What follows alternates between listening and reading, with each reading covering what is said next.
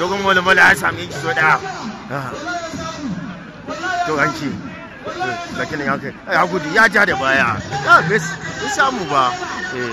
ya duki cikin garkuwa ya duki cikin ya durkufa wani kallo kagan garkuwa yake gefen idanu me yake hanguwa ne ya kan da idanu an riƙe hannun amma dogon mola ya fusga hannun ya ce a kai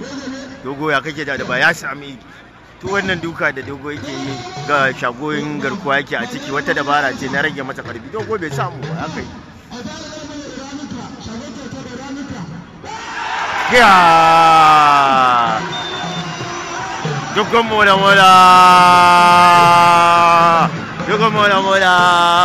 dogon mola